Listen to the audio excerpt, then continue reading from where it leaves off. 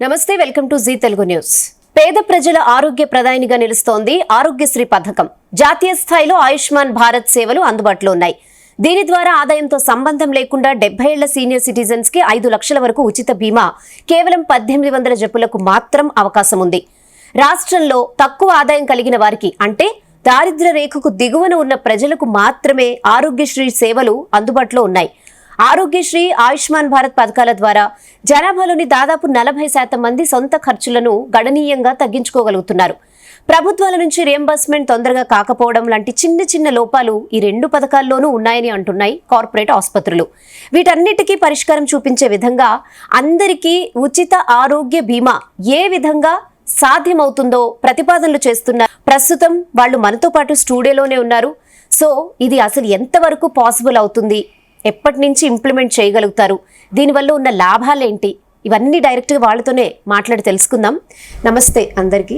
So మనతో పాటు doctor TV Nagesh garu join అయ్యారు, director Renova hospitals, director eye focus mission health wing. And next Mahasen Kunapuli garu, ఈయన senior actuarial and financial advisor AON నుంచి.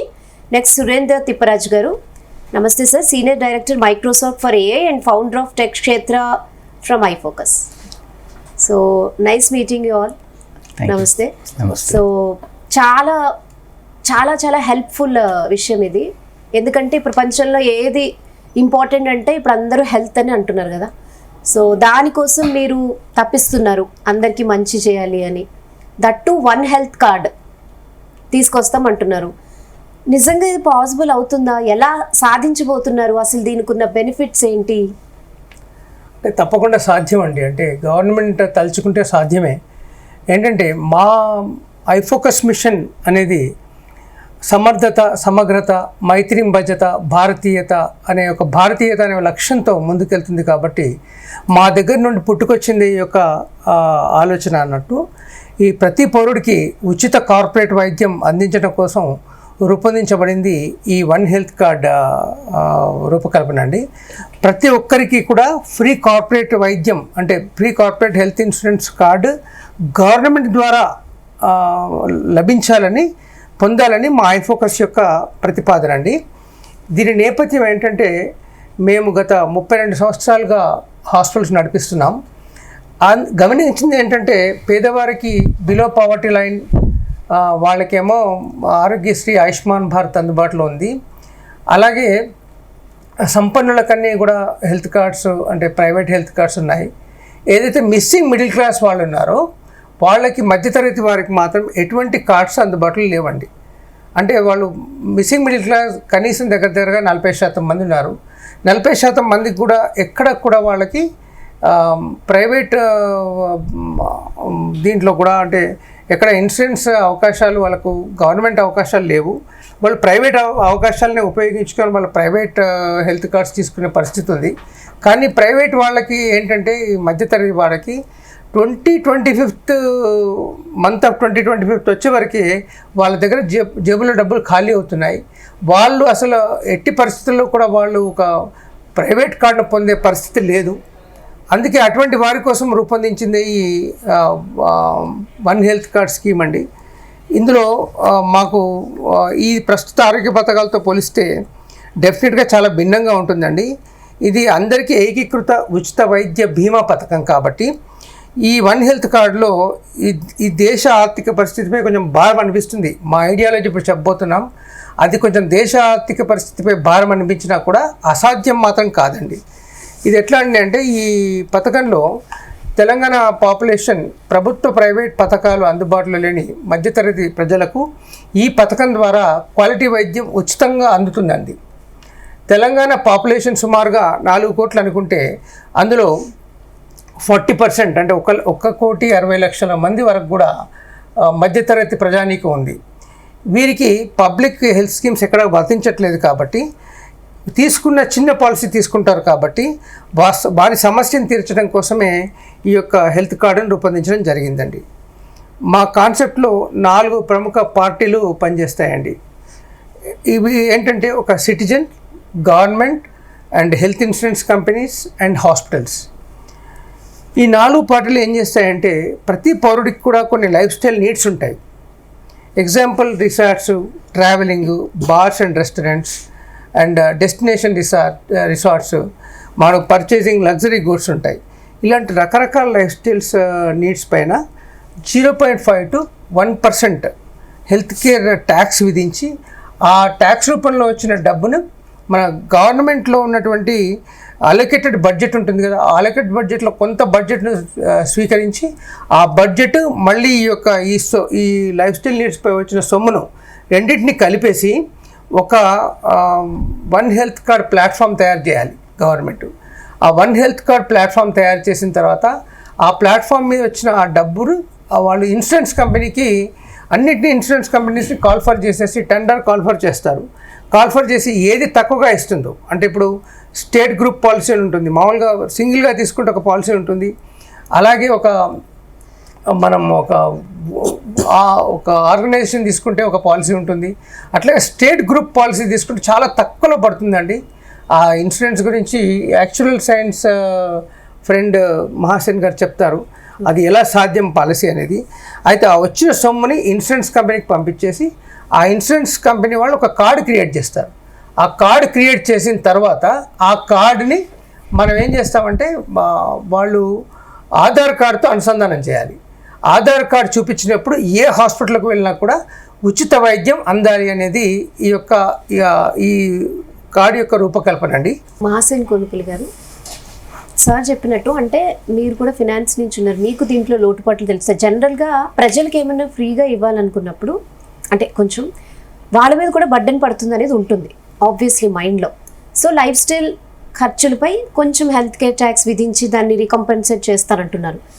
దీనికి ప్రజలు సుముఖంగా ఉంటారా? అసలు ఎలా ఉంటుంది, ఎలా పాసిబుల్ అవుతుంది అని చెప్తారు? షూర్ అండి. ముందర ఈ యాక్చువల్ సైన్స్ ఎట్లా దీంట్లో వర్తిస్తుందని ముందర ఒక మాట చెప్తాను. ఈ ఫోన్ ఒకటి ఉందనుకోండి, మనకి ఇయర్ ఆఫ్ మేక్ తెలిస్తే, బ్రాండ్ తెలిస్తే దీని ఖరీదు ఎంతో మనకు తెలుస్తుంది.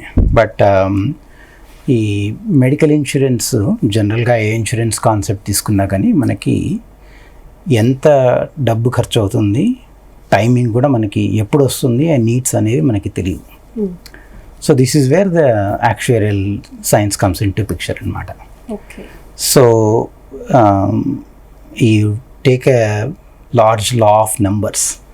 So basically you do the projections అనమాట.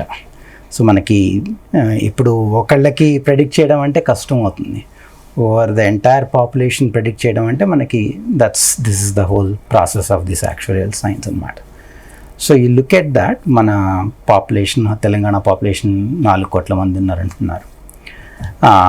సో వాటి తీసుకొని జనరల్గా we combine the incidence rates. ఇప్పుడు మీకు you are in the medical field, you know what the general incidence rates are. Heart attack కానీ ఏదైనా నీడ్స్ మనకి ఎప్పుడు వస్తాయి, ఎంత ఖర్చు అవుతుంది, వీటిని బట్టి మనం అనాలిసిస్ చేయాలండి.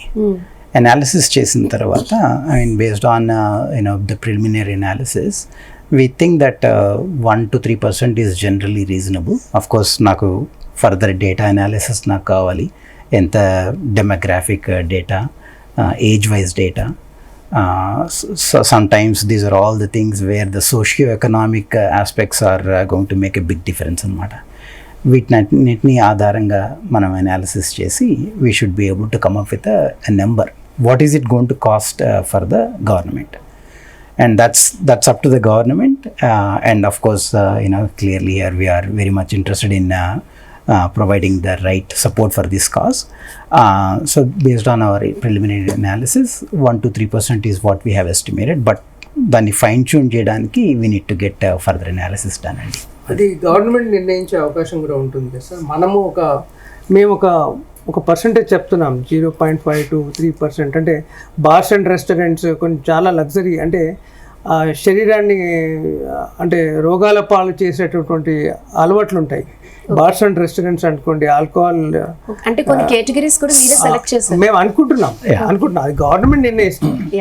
మేము అనుకుంటున్నాం ఇలా ఉంటే బాగుంటుంది అనుకుంటున్నాం. గవర్నమెంట్ మా సజెషన్, గవర్నమెంట్ నిర్ణయిస్తుంది అదంతా. అంటే ఒక కాన్సెప్ట్, ఎవరి నుంచి ట్యాక్స్ తీసుకోవాలి అనేది మీరు సజెస్ట్ చేస్తారు. ఎవరి నుంచి ఏ కేటగిరీస్ లో, ఫర్ ఎగ్జాంపుల్ ప్రతి ఫ్యామిలీకి ఒక బేసిక్ నీడ్స్ ఉంటాయి, food, shelter. Exactly. There is no tax on those things. Yes. The things which are beyond that, అంటే ఫర్ ఎగ్జాంపుల్ ఒక ఫ్యామిలీ అవుటింగ్ వెళ్ళినప్పుడు కానీ, ఒక డెస్టినేషన్ వెడ్డింగ్ చేసినప్పుడు కానీ, బార్స్ అండ్ రెస్టారెంట్స్ కానీ, ఇట్లాంటి వాటిలలో ఒక 0.5 to 1% మనం కలెక్ట్ చేస్తే ఆ ఫండ్స్ హెల్త్ కేర్ బడ్జెట్ ఉంటుంది గవర్నమెంట్కి, దాంతోనే ఇలాంటి స్కీమ్ ఇంప్లిమెంట్ చేయడం చాలా కష్టం. సో ఈ ఫండ్స్ అనుసంధానం చేస్తే we get a pool of funds which can కేటర్ to this one health card. That is the concept. So that is basically not putting burden on the government, at the same time not putting the burden on the citizen on the basic needs but on the luxury needs. That is the fundamental concept of this card. And ఇంకొకటి ఏంటంటే మనం differentiate కూడా చేయొచ్చండి. ఇప్పుడు మన income tax చూస్తే కనుక progressive income tax మనకి రేట్స్, తక్కువ జీతం ఉంటే తక్కువ రేట్ ఉంటుంది, ఎక్కువ జీతం ఉంటే ఎక్కువ రేట్ ఉంటుంది, రైట్? సో ఇప్పుడు అనదర్ కాన్సెప్ట్ ఈజ్ మీరు లగ్జరీ కార్స్ కొంటున్నారు, అదొక కాన్సెప్ట్ తీసుకోండి. సో కార్స్ అందరూ కొంటున్నారు చాలామంది, but you don't want to tax the common man. So you can make as an example, if the car is costing like up to 50 lakhs, then you can charge a nominal cess. But if it is coming under ultra luxury, as an example, over 50 lakhs, then you can probably charge them more, because the point is that these are the people who can potentially afford a little bit better. So ఆ విధంగా కూడా మనం adjust చేసుకోవచ్చు. Okay. Yeah, Surendra గారు, ఇప్పుడు below poverty line వాళ్ళకి ఆరోగ్యశ్రీ పథకం ఉంది, తర్వాత ఆయుష్మాన్ భారత్ కూడా కొన్ని వర్గాలకు ఉంది, బట్ మధ్యతరగతి ప్రజలకి, అలాగే ఈ ప్రైవేట్ వైద్యం భరించలేని వాళ్ళకి ఈ వన్ హెల్త్ కార్డ్ అనేది ఎంతవరకు హెల్ప్ అవుతుందంటే ఏం చెప్తారు? ఒక విషయం ఇక్కడ, బిఫోర్ ఆన్సరింగ్ దట్ క్వశ్చన్, ఇప్పుడు మన ఫ్యామిలీలో, ఓకే, మీ ఫ్యామిలీలో తీసుకుంటే ఎవరికన్నా మెడికల్ నీడ్ ఉండి డాక్టర్ దగ్గరికి వెళ్ళాల్సి వచ్చింది, first thought process is best doctor దగ్గరికి వెళ్ళాలి. మన ఫ్యామిలీలో జరిగే క్వశ్చన్, ఒక హై నెట్వర్త్ ఇండివిజువల్ ఫ్యామిలీస్కి వెళ్ళి ఏదన్నా డాక్టర్ దగ్గరికి వెళ్ళాలంటే, ఎవరి దగ్గరికి వెళ్ళాలంటే బెస్ట్ డాక్టర్ దగ్గరికి వెళ్ళాలి. ఒక labour, construction labour or below poverty line అని మనం అనుకుంటున్నాం కదా, వాళ్ళల్లో కూడా ఒక తండ్రి తల్లి దగ్గరికి వెళ్ళేసేసి ఓ పిల్లాడికి ఏదో జబ్బు చేసి డాక్టర్ దగ్గరికి వెళ్ళాల్సి వస్తే ఎక్కడికి వెళ్తాము అంటే మంచి డాక్టర్ దగ్గరికి వెళ్ళాలి. సో ఈ 3 కేటగిరీస్లో ఒకటే రెస్పాన్స్, మంచి డాక్టర్ దగ్గరికి వెళ్ళాలి. బట్ అన్ఫార్చునేట్లీ ఇప్పుడున్న సిస్టంలో ఏంటంటే, based on financial status of the person or a family, they are been categorized. Below poverty line ఉంటే ఇదే స్కీమ్ వర్తిస్తుంది, ఇంతే ఎక్స్పెన్సెస్ పెట్టవచ్చు. సో అది ఆ డిఫరెన్షియేషన్ని బ్రేక్ చేయాలన్న ఒక దృఢ సంకల్పమే ఈ one health card. Irrespective of whether high net worth, below poverty line, middle class, you should be able to go to best doctor. Okay, that is the purpose we wanted to meet. ఒక్కసారి ఆ ఫిలాసఫీని touch చేస్తే, whether how to implement this card అనేది it is a logistical issue, and it is going to bring everybody onto the same plane without any demarcation based on the financial status. Okay. That is our philosophy ikkada. And ma sankalpamu, it is much bigger than just getting one card. It is to bring everybody accessible and affordable health care. And inkoti entante health care lo one of the important aspects is it is based on the trust. Okay, so it is not about going to one particular doctor, it is about the doctor where I have a trust, I have that comfort. Okay, ఆ doctor నా రీచ్లో ఉన్నారా లేదా, corporate హాస్పిటల్లో ఉన్నారా, government hospital ఉన్నారా, ఓ nursing హోమ్లో ఉన్నారా, it should not matter. నాకు ఆ డాక్టర్ దగ్గరికి వెళ్తే నాకు మంచిగా అనిపిస్తుంది. అది బేసికల్గా ప్రతి ఒక్కళ్ళు అనుకునేదే.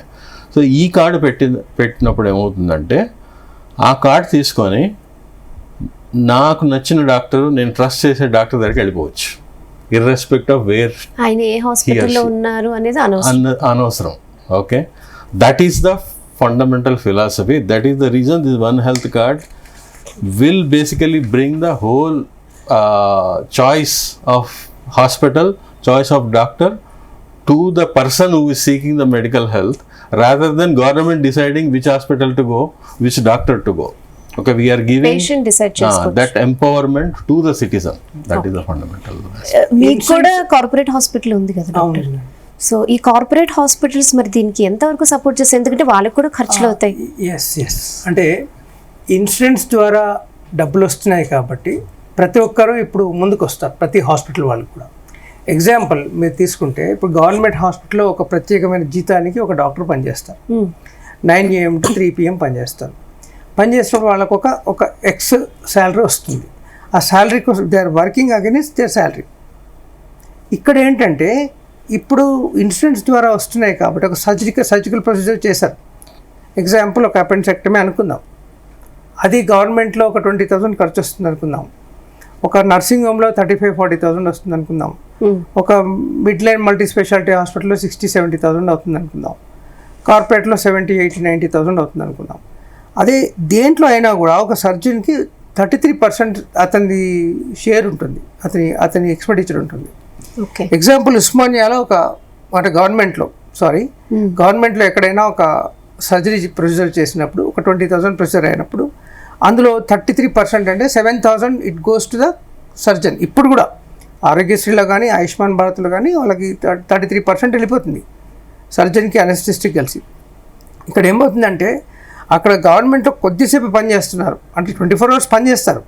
కాకపోతే సీనియర్ డాక్టర్స్ కూడా కొంతవరకు 9 to 3 చేస్తున్నారని వినికిడి, నేను చూడలేదు, వినికిడి మాత్రమే.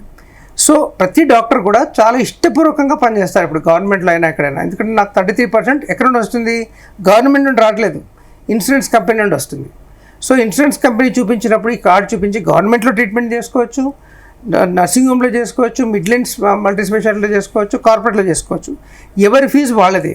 ఈ కార్డు ఎక్కడ తీసుకెళ్తున్నాం అనేది ఇంపార్టెంట్ అనమాట. మీరు ప్రైవేట్ హాస్పిటల్కి తీసుకెళ్తే ప్రైవేట్ హాస్పిటల్లో ఒక అమౌంట్ అవుతుంది, అంటే ఒక 40,000 అవుతుంది అనుకోండి. అదే కార్పొరేట్కి వెళ్తే 80,000 అవుతుంది. 80,000 కార్పొరేట్కి వెళ్ళాలా కార్పొరేట్కి వెళ్ళాలా అది ఆ యొక్క పౌరుడు నిర్ణయించుకోవాలా. అతనికి ఎక్కడ కంఫర్ట్ అనిపిస్తే అక్కడ వెళ్ళి ట్రీట్మెంట్ చేసుకుంటాడు. అతని కార్డు వాల్యూ మాత్రం 5 lakhs మాత్రమే ఉంటుంది. కాబట్టి ఎక్కడికి వెళ్ళినా ఒకే ఇన్సూరెన్స్ పద్ధతి ఉంటుంది. కాబట్టి ప్రతి డాక్టర్ కూడా ఇంట్రెస్ట్గా ఎక్కువ సర్జరీస్ చేయడానికి ఇష్టపడతాడు. ఉదాహరణకి ఇక్కడ కార్పొరేట్ హాస్పిటల్స్ ఉన్నాయి, హైదరాబాద్లో మాత్రమే ఉన్నాయి, అదే అదర్ డిస్ట్రిక్ట్ హెడ్ క్వార్టర్స్లో లేవు. వీళ్ళంతా వెళ్ళి అందరికీ ఒకే ఏకీకృత కార్డు ఉండడం వలన ఈ అందరూ వెళ్ళి ప్రతి డిస్ట్రిక్ట్లో ప్రతి మండలం కూడా ఈ కార్పొరేట్ హాస్పిటల్ విస్తరించబడతాయి. అక్కడ ప్రతి ఒక్కరికి మంచి క్వాలిటీ వైద్యాన్ని అందించగలుగుతారు. ప్రతి ప్రజలకు కూడా అందరికీ ఒకటే వైద్యం కాబట్టి ప్రతి ఒక్కరూ ఎక్స్పాన్షన్ చేస్తారు మొత్తం హాస్పిటల్స్ అన్నీ కూడా. సో ఇంతకుముందు ఏముంది, ఇప్పుడు కూడా నానుడు ఏంటంటే ఇది హైదరాబాద్ అనేది ఒక మన మెడికల్ హబ్ అని అంటున్నారు. అప్పుడు ఏమంటారంటే ఈ రాష్ట్ర స్థాయిలో తెలంగాణ అనేది ఒక మెడికల్ హబ్ అని ప్రపంచం చెప్పుకోవడం జరుగుతుంది. Telangana will become role model to the India అండి. ఇక్కడ ఏంటంటే ప్రతి ఒక్కరికి ఉచిత వైద్యం కార్పొరేట్ స్థాయిలో అందుతుంది. కాబట్టి ఈ తెలంగాణ అనేది దేశం మొత్తానికి ఒక రోల్ మోడల్గా తయారవుతుంది. దీన్ని గవర్నమెంట్ మమ్మల్ని అంగీకరిస్తే మేము వారికి పీపీటీ ఇవ్వడానికి రెడీగా ఉన్నాం. ఇప్పుడు యాక్చువల్ సైన్స్ వాళ్ళు చెప్పినట్టుగా మేము ఒక వారం 10 రోజుల్లో పెట్టిన మేము తయారు చేస్తున్నామండి. మొత్తం ఇక్కడ ఎంత ఖర్చు అవుతుంది, ఈ రాష్ట్రానికి ఎంత బడ్జెట్ అవసరం, ఎంత బడ్జెట్ మనకు అలొకేట్ చేయాలి, ఎంత బడ్జెట్ అనేది మనము ఈ సెస్ ద్వారా మనం పొందొచ్చు అనేది మేము తయారు చేస్తున్నామండి. ఒక 1 weekలో మేము ప్రతిపాదన తయారు చేస్తాం. తయారు చేసిన తర్వాత గవర్నమెంట్ దగ్గరికి వెళ్ళి గవర్నమెంట్కి మేము నివేదిక సమర్పించడానికి రెడీగా ఉన్నాం. వాళ్ళు పిలవకుండా మేము మాత్రం వెళ్ళి వాళ్ళని అడగడం ఖాయమండి, అడుగుతాము. ఎందుకంటే ప్రతి పౌరుడికి ఉచిత వైద్యం అందించడం మా లక్ష్యం. కాబట్టి అది ప్రతి పౌరుడి యొక్క బాధ్యత. ప్రతి ఒక్కరు కూడా ఇందులో పాల్గొని ఒక చిన్న అంటే రెవల్యూషనరీ మూమెంట్ లాగా, అంటే మన తెలంగాణ గవర్నమెంటే దేశానికి ఒక రెవల్యూషన్ మూమెంట్ కావాలి అని మా ప్రతిపాదన అండి. ఓకే, యా, ఎస్ మహాసేన్ గారు, ఇప్పుడు ఇక్కడ మన గవర్నమెంట్ హాస్పిటల్ని ప్రైవేట్ హాస్పిటల్ని కలపాల్సి వస్తుంది. 1 health కార్డ్ అందరికీ ఈక్వల్ అంటున్నారు కాబట్టి పాసిబుల్ అవుతుందా? అసలు గవర్నమెంట్ ఒక ప్రైవేట్ హాస్పిటల్ కార్పొరేట్ అంటే చాలా డిఫరెన్స్ ఉంటుంది. వాళ్ళు ఇచ్చే కంఫర్ట్, వీళ్ళు ఇచ్చే కంఫర్ట్ ఎవ్రీథింగ్. రైట్. సో ఎలా? సో ఐ థింక్ ఆయన డాక్టర్ నగేష్ గారు చెప్పినట్టుగా ఈ సిటిజన్కి ఎంపవర్మెంట్ ఎక్కువ అవుతుంది. My wife is also doctor, so I can see some of these things. ఇప్పుడు ఈయన సురేంద్ర గారు కూడా చెప్పారు, మనకి ఈ కొంత డాక్టర్లు అవసరం అవుతారు, వాళ్ళతో పరిచయం ఉండడం ద్వారానో వాళ్ళ మీద మనం ఎక్కువ నమ్మకం ఉంటుంది. సో కొన్ని సార్లు మనం అట్లాంటి డాక్టర్లు గవర్నమెంట్ సెటప్లో చూడొచ్చు ఆర్ ప్రైవేట్ సెటప్లో చూడొచ్చు, without going in to lot of unnecessary noise. But ఒకసారి మనకి ప్రజలకి ఈ ప్రైవేట్ హాస్పిటల్స్ మీద కూడా కొంత నమ్మకం పోతుంటుంది, ఎందుకంటే ఇవన్నీ బాగా ప్రాఫిట్ చేసుకోవడానికి వాళ్ళకి అదే ఉంది. అట్లా రాస్తుంటారు. అట్లాంటి ఒకసారి నిజం అవ్వచ్చు, ఒకసారి అపోహలు ఉండొచ్చు, ఏదైనా కారణం ఏదైనా కానీ అట్లాంటి పర్స్పెక్టివ్స్ మనకి కనిపిస్తుంటాయి. ఇది ఈ సింగిల్ కార్డ్ ఉండడం వల్ల మనకి ఫ్లెక్సిబిలిటీ కనిపిస్తుంది. So it gives the empowerment to that citizen అనమాట. So I think I don't see that as a big barrier whether you want to go for the government or private hospital అండి. మహాసన్ గారు మంచి point చెప్పారు. ఇప్పుడు private హాస్పిటల్స్లోకి వెళ్ళి treatment తీసుకోవాలన్నా కానీ ఒకవేళ అక్కడికి వెళ్ళినా కానీ అఫోర్డ్ చేయలేమని చెప్పి వాపస్ వచ్చే పరిస్థితులు చాలా కనిపిస్తుంటాయి. బట్ అది ఎందుకు అవుతుందంటే government private nursing homes they are not on same platform today. There is no option that both doctors in a corporate hospital, doctors in government hospital operate in same way. దానికి అసలు ఆప్షనే లేదు. This platform is going to create that opportunity and option where both sides can participate. That is the main barrier we are removing. Facilities అక్కడ కూడా same ఉండేలా చూస్తారా? Same ఉండడం ఒకటి, అంటే టెక్నాలజీ అడ్వాన్స్డ్. ఒకటి ఏమంటే లైక్ ఇప్పుడు సర్జరీ తీసుకుంటేనే డాక్టర్స్ కి బాగా తెలుసు, రోబోటిక్ సర్జరీ ఉంటుంది, నార్మల్ సర్జరీ అంటే వితౌట్ కట్ సర్జరీ ఉంటుంది, కట్ ఉన్న సర్జరీ ఉంటుంది, అన్ని ఈక్వల్ అయిపోతాయి అంటారా? సో అది బేసికల్గా ప్రొసీజర్కి రిలేటెడ్. అది కాకపోతే ఈ కైండ్ ఆఫ్ ప్లాట్ఫామ్ క్రియేట్ చేసినందుకు ఫుట్ఫాల్ పెరుగుతుంది. బోత్ గవర్నమెంట్లో ప్రైవేట్లో కూడా ఫుట్ఫాల్ పెరుగుతుంది. ఫుట్ఫాల్ పెరిగినప్పుడు one of the important aspect అంటే ఫైనాన్షియల్ ఫ్లెక్సిబిలిటీ వస్తుంది బోత్ పార్టీస్కి. అది వచ్చినప్పుడు డెఫినెట్గా they try to improve the facility, they try to improve the better comfort మీరు అన్నట్టుగా, and provide better services because we are removing that financial barrier from the mind. We are focusing on the patient and addressing the needs of the patient. ఆ ఒక్కటి మనం తీసేయగలిగితే, మేము ఈ report ఈ card తయారు చేస్తున్న కాన్సెప్ట్లో కొంతమంది నిష్ణాతులైన డాక్టర్లను సంప్రదించడం జరిగింది. ఒకటి మన సినిమాల్లో అక్కడ చూపించి కార్పొరేట్ హాస్పిటల్ వాళ్ళు ఛార్జ్ చేస్తారన్న ఒక కైండ్ ఆఫ్ ఇంప్రెషన్ క్రియేట్ అయినప్పటికీ, ఒక డాక్టర్ని వెళ్ళి మీరు మాట్లాడండి, genuinely they wanted to serve the patient. But only thing is they are in that ecosystem and they are in that where they are constrained. ఇప్పుడు ఒక ఎగ్జాంపుల్ చెప్తాను.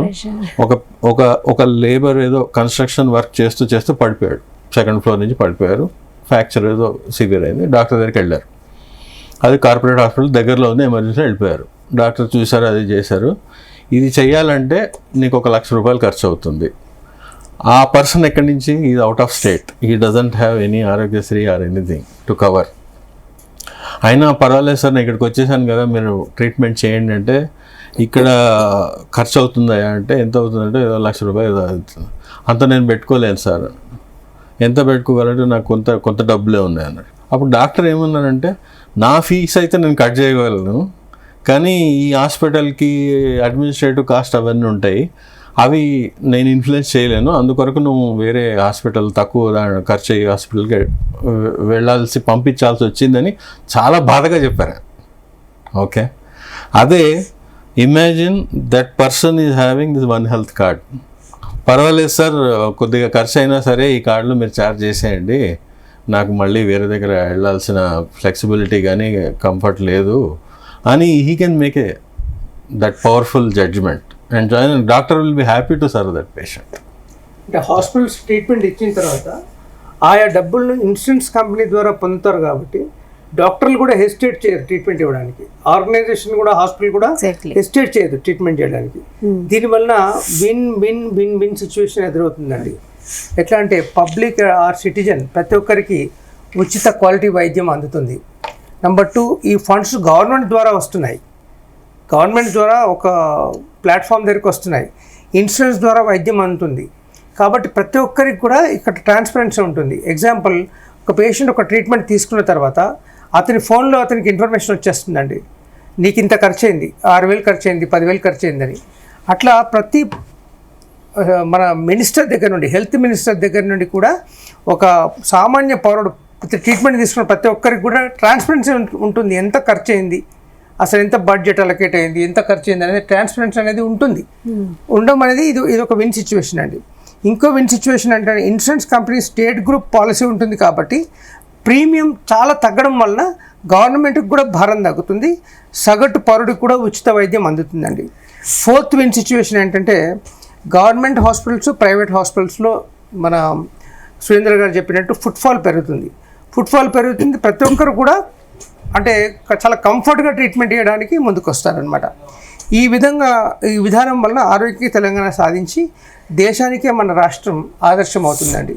So Surender గారు, ఇప్పుడు డాక్టర్ చెప్పినట్టు ఓకే పాసిబుల్ అవుతుంది అంటున్నారు, but technical issues చాలా ఉంటాయి. ఇది చాలా పెద్ద ప్రాజెక్ట్, అంటే మీరు ఒక చిన్న ప్రాజెక్ట్ కాదు, ఇది ఓవరాల్ ఇండియా అంటే మన భారతదేశం మొత్తం దీన్ని ఇంప్లిమెంట్ చేయాలనుకుంటున్నారు కాబట్టి చాలా సాంకేతిక సమస్యలు ఎదురవుతూ ఉంటాయి. సో వాటిని ఎలా అధిగమించబోతున్నారు, ఎలాంటి ఛాలెంజెస్ని ఫేస్ చేయాలంటారు? తప్పకుండా అండి, మీరు అన్నట్టుగా ఇది ఏదో చిన్న ప్రోటోటైప్ లాగా, ఒక చిన్న పైలట్ లాగా చేయడానికి పాసిబుల్ కాదు. దీనికి ఏంటంటే పర్ఫెక్ట్ ప్లాట్ఫామ్ మీద బిల్డ్ చేయాలి, ఆ రోబోస్ట్ ప్లాట్ఫామ్ మీద బిల్డ్ చేయాలి. దానికి మేము ఈ కాన్సెప్ట్ వచ్చినప్పుడు నేను టెక్నాలజీ పరంగా సో మైక్రోసాఫ్ట్లో నేను ఆర్టిఫిషియల్ ఇంటెలిజెన్స్ పోర్ట్ఫోలియో చూస్తున్నాను. తర్వాత ఐఫోకస్ మిషన్లో టెక్ క్షేత్ర అని basically group of technology professionals under one platform. So దాంట్లో అందరి ఎక్స్పర్ట్స్ ద్వారా మనం సంప్రదించుకొని మేము ఒక డిజైన్ అప్రోచ్ తీసుకున్నాం. ఏంటంటే fortunately we are in the digital revolution ఇండియాలో, and today Aadhaar is digital enablement through UPI. Okay, and Aadhaar and PAN card is also linked. So మనకు కంప్లీట్ ఇండియాలో identity and financial viability or financial aspect of every citizen are already available through Aadhaar and PAN card, and both are linked.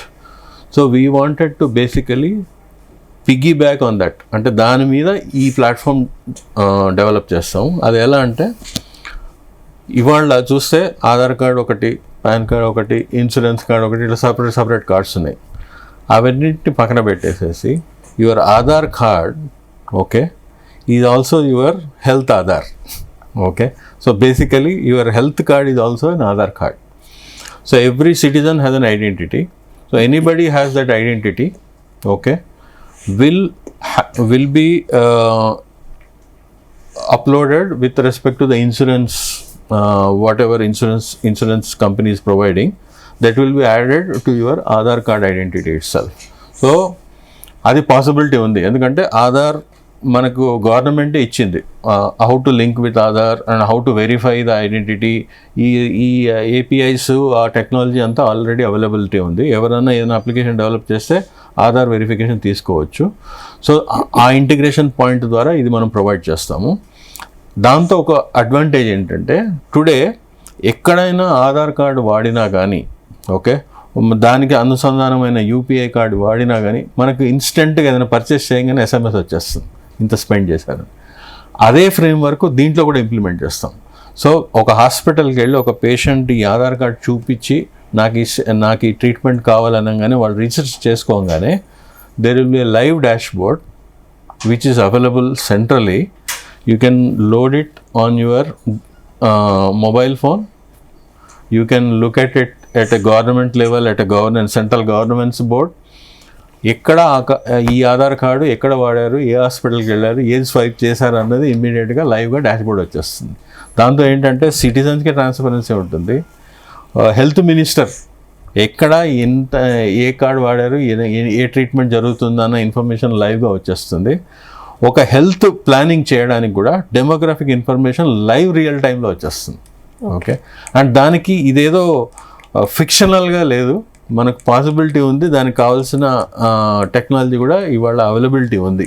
అందుకు కూడా డెఫినెట్గా it is a possible case. అది మేము validate చేసుకున్నాం. అది okay okay. మన ఇప్పుడు ప్రస్తుతం ముఖ్యమంత్రి గారు యూనివర్సల్ హెల్త్ కార్డు ప్రవేశపెడుతున్నారండి. ఇప్పుడు ఓకే, తను ప్లాన్ చేస్తున్నారు. చాలా అద్భుతమైన ప్లానింగ్ అండి మన ముఖ్యమంత్రి గారిది. దానికి మన కాన్సెప్ట్ని దాంట్లో జోడించాలి. యూనివర్సల్ హెల్త్ కార్డు ఏదైతే తయారు చేస్తున్నా అతను దాంట్లో ఈ కాన్సెప్ట్ను అనుసంధానం చేయడం వల్ల ఇది గవర్నమెంట్కి కూడా ఈ పరిస్థితుల్లో చాలా సులభతరం అవుతుంది. తెలంగాణలో ఇది 100% మన ప్రస్తుత ముఖ్యమంత్రి గారు సాధ్యం చేయగలరు. ఓకే, అదే మా నమ్మకం అన్నమాట.